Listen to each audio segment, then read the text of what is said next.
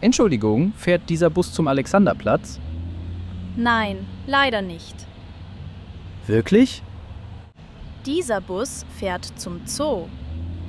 Oh nein, ich muss zum Alexanderplatz. Dann sind Sie im falschen Bus. Oh, das ist schlecht.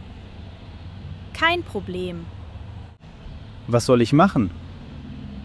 Steigen Sie an der nächsten Haltestelle aus. Und dann? Nehmen Sie den Bus Nummer 100. Fährt er direkt? Ja, direkt zum Alexanderplatz. Wie lange dauert es? Etwa 20 Minuten. Danke für Ihre Hilfe. Gern geschehen.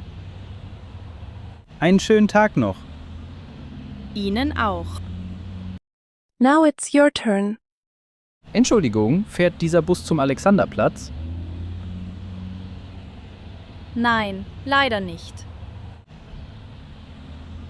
Wirklich? Dieser Bus fährt zum Zoo. Oh nein, ich muss zum Alexanderplatz.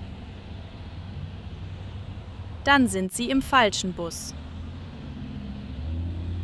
Oh, das ist schlecht. Kein Problem. Was soll ich machen? Steigen Sie an der nächsten Haltestelle aus. Und dann? Nehmen Sie den Bus Nummer 100. Fährt er direkt? Ja, direkt zum Alexanderplatz. Wie lange dauert es? Etwa 20 Minuten. Danke für Ihre Hilfe. Gern geschehen. Einen schönen Tag noch. Ihnen auch. Entschuldigung, fährt dieser Bus zum Alexanderplatz?